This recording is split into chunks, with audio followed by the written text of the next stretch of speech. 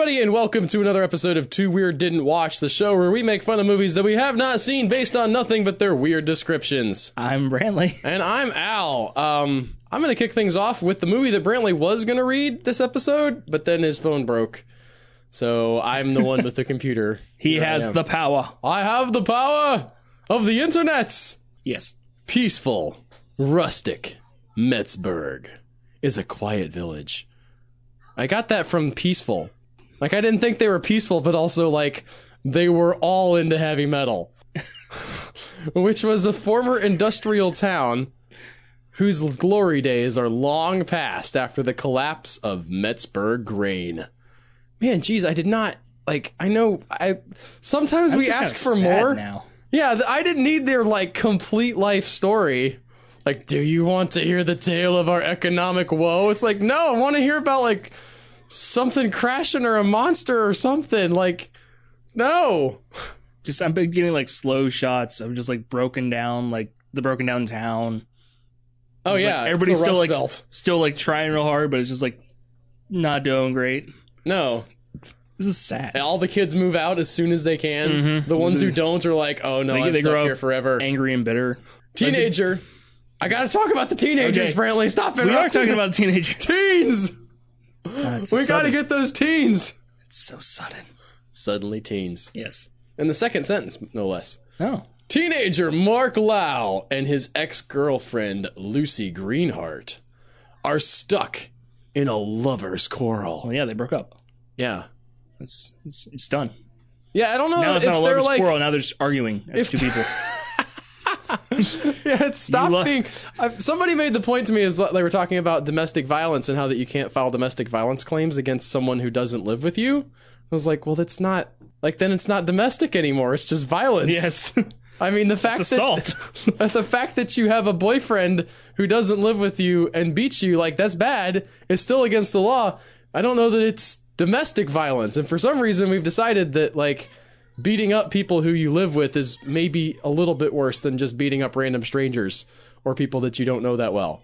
You're supposed to be, like, have a closer relationship with those that you're willing to live in a house with. Yeah.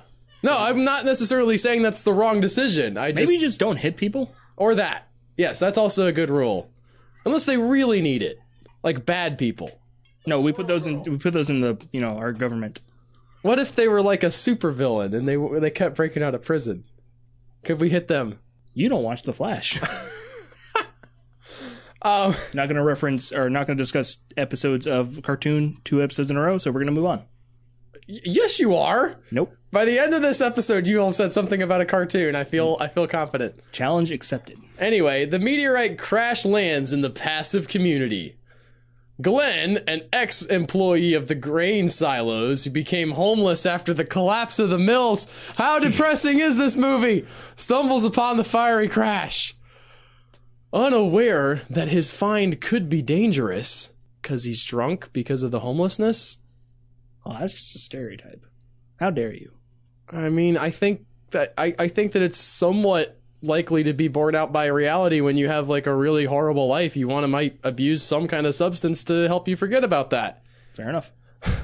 But anyway, this poor guy who's homeless stumbles on the fiery crash. Of his dying town that he was a hard worker in. Unaware that his find could be dangerous, he gets too close, and a chemical poison sprays out of the meteorite, enveloping him. So is this more like Slither or more like The Color Out of Space?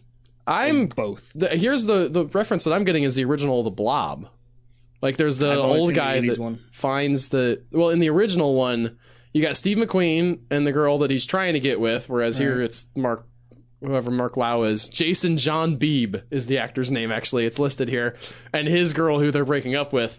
But, they see the meteorite fall, and then in the Blob, there's like just some old guy who lives in a shack in the woods who is not homeless, and in fact probably might have been, pretty indicative of a lot of people at the time, just sort of not having a lot of money. And he finds it and pokes a stick in it, and then it... At the time.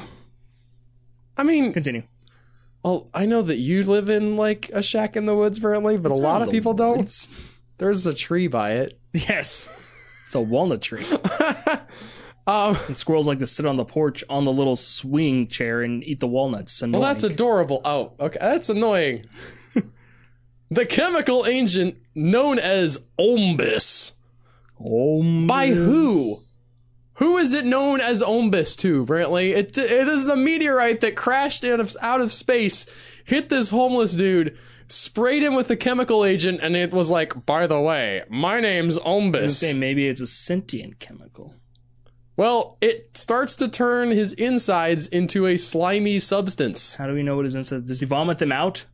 I was thinking of the other direction. He's like a flesh puppet moved by the chemical, but he's like all flappy because just skin and bones, literally. Possibly. I like this image. I'm gonna have nightmares about it later, but I like this image. Have you ever thought about like what would happen if all of your bones just suddenly disappeared? Yeah, you'd be a big pile of skin. Yeah, but like I don't know if you'd be able to move. Is the thing you could like so your muscles could still contract and flex, so you wouldn't be able to like move around, but you could just shudder, like writhe a little bit, unable to stop the spread of the infection. Oh, and your lungs would be crushed under your flesh, so you'd suffocate. Oh, that's awful too. Unable to stop the spread of the infection, Glenn runs onto the road where Mark and Lucy find him. What did he do to try to stop the infection, do you think? Shower. He's like, I've got alien stuff inside me. Might as well take an opportunity to go down to the gym. Got that membership. And shower right up. Maybe hit the weights a little bit. I don't know, man. I'm just saying, like, it's eating him alive. There's not... Like, or since, according to you, he's a boozer, well, alcohol kills. Oh, that's a fair point. Maybe he did actually hit it with something. But it didn't work. So Mark and Lucy find him. So now he's a slime zombie.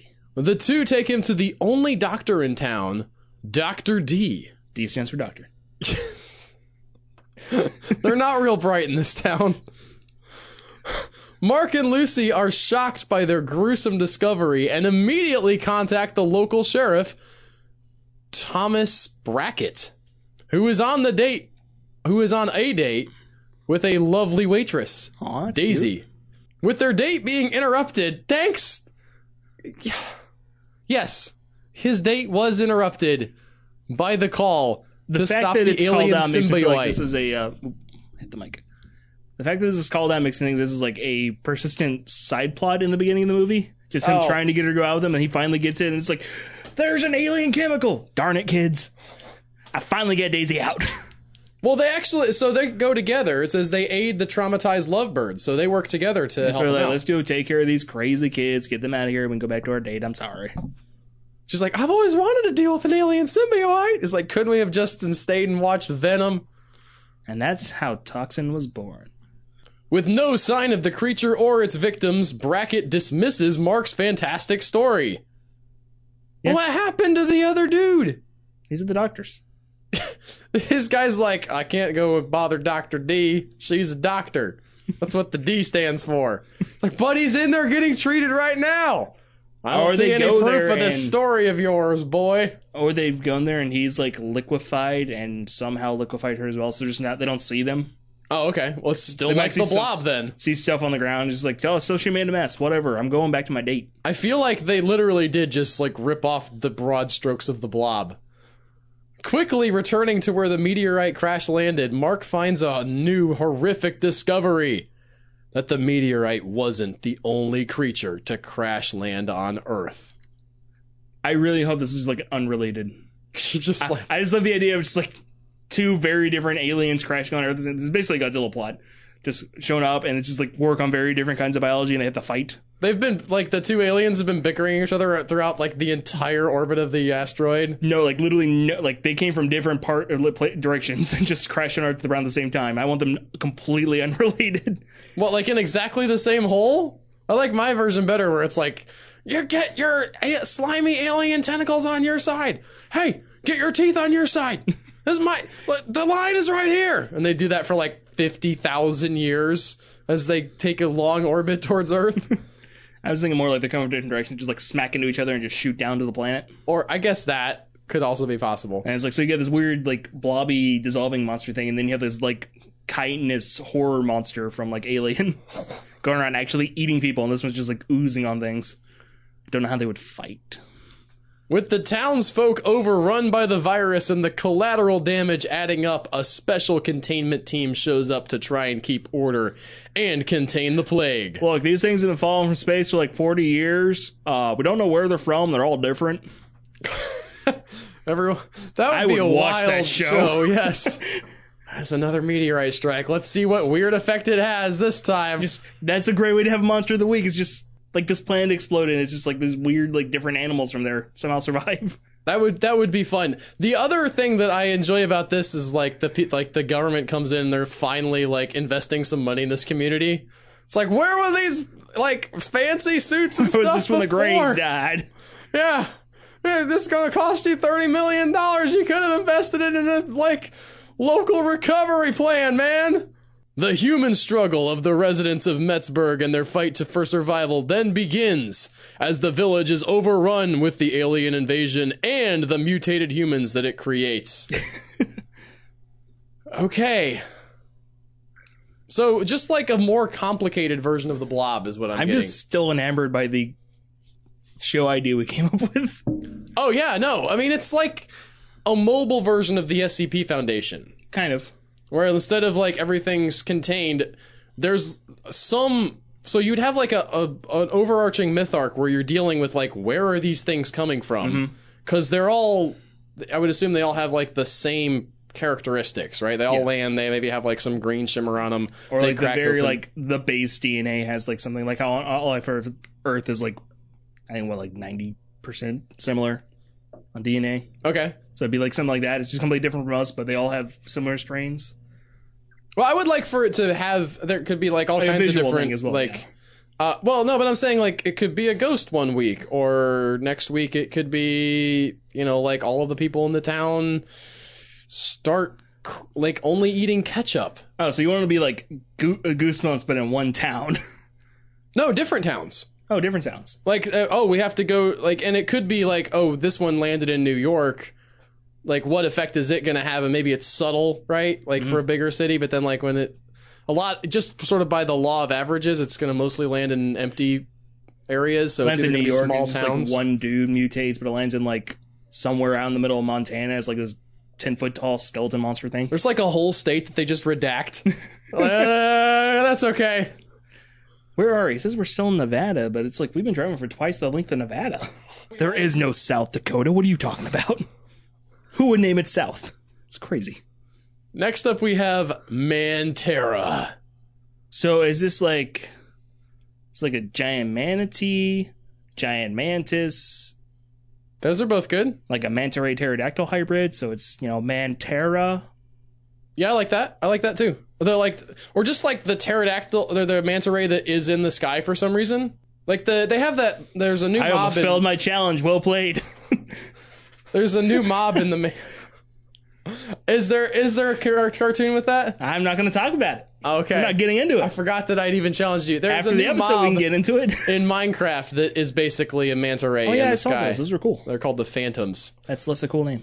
Yeah, the cool thing is, though... I mean, they haven't always had... They don't really have the cool... They're like summoned by you not sleeping. I saw that, yeah. Which is pretty great. What's not great is, if you're hanging out with somebody and they haven't slept... And you still get attacked. Oh. Which I don't think is fair. I've been diligently going to bed like every night as often as I can, and I'm still getting attacked by these things? No, sir.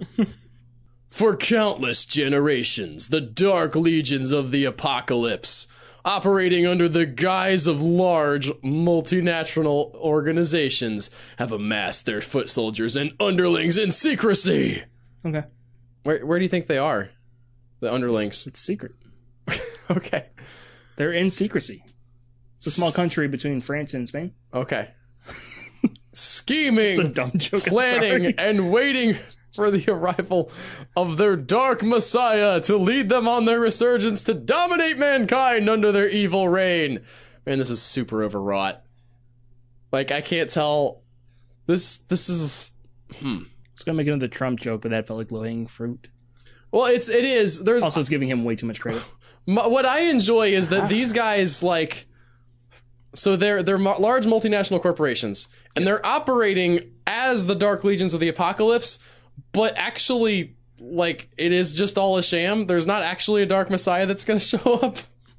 So they've been amassing their dark armies, and they're like, any day now, he's gonna show, I promise. Like, the dark circle of leaders is like in the boardroom, was like, guys, he was supposed to show up, but he just like didn't make it to term. So now we've got these armies, and they don't know what to do, and we can't tell them to stop because they'll get mad. What do we do? He's coming. Just keep telling people he's coming. I don't know. We'll figure it out. Also, the fact, like, do you think that they became multinational corporations, like, as, like, a stalling tactic? Or, like, we'll blend right in with this iPhone? Or... I mean, yeah, then you have, like... Or were they already multinational corporations, and then somebody went to them and they're like, you've become a multinational corporation. It's time for us to tell you the good news of the Dark Messiah. Little column A, little column B. I enjoy that more, where it's like, now that you're a bigwig, you have to start amassing a dark army. It's in the contract. Picturing like one of those, like, welcome to the company type videos. Like, welcome to being a multinational company. As such, you have been signed your life away to working for the Dark Legion. Here's what that means for you. Oh no, it's in the first person now.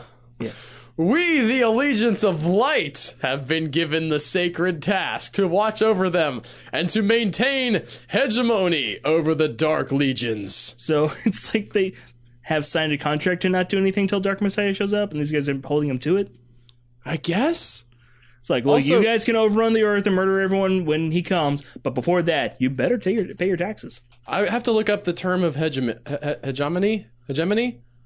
Hegemony. Leadership or dominance, especially by one country. So, yeah, the Council of Light are in charge of the Dark Forces. They're not doing a good job of managing them. They are. They're not doing anything. They're just still amassing their forces. Yeah, but they haven't done anything. Okay. Clearly the world's still in a good place. So far, we have been successful in neutralizing their influence. Have you? And restraining their strength through our superior technology and know-how? Oh, so it's aliens versus demons. What? I'm on board. As we enter the new millennium, a new threat has emerged in the form of a groundbreaking weapon system called Mantera that almost tilt the delicate balance of power. Metal Gear. What is the Metal Gear? No. We don't have the time. You can look that up on your own personal time. We don't have the time to get into that. Moving on. Is it a literal Metal Gear? No.